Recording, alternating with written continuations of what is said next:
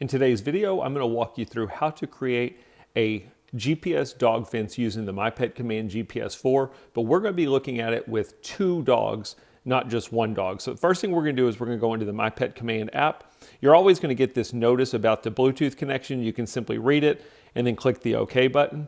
You'll notice I have my 2 dogs added to the app.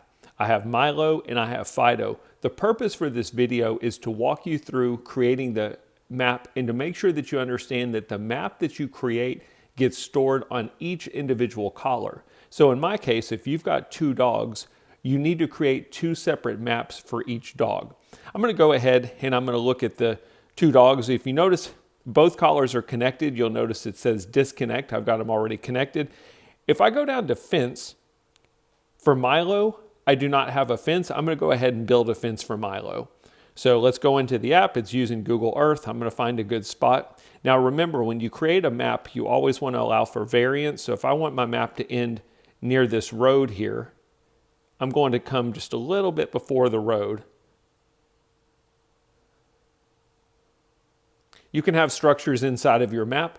The GPS will lose connection when the dog goes inside of a structure, but then once they come back outside, it will reconnect to the satellites.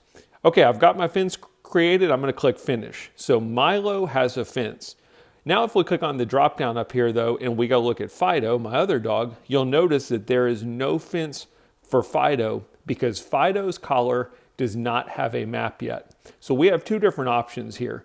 We can create a totally different fence for Fido, or if I want both of my dogs to be in the same containment area, I need to go create a duplicate fence, same as we did for Milo, but this time for Fido. So again, I'm going to click add, and I'm going to go build basically the same fence that I just created for Milo.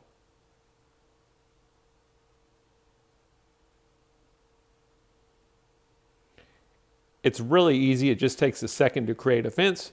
I'm going to simply click finish, and now each of my dogs have a fence. A lot of people get confused and think that the app is what stores your fence. It's really not. All the app is doing is looking at the individual collars and reading the map that you created on that collar. So if you've got 2 dogs, you're going to need to create 2 separate maps, just like I did, 1 for each collar. Remember, whenever a new fence is made, before you put it on your dog, for the first time, always take the collar outside, give it a few minutes to connect to the satellite signals and position itself.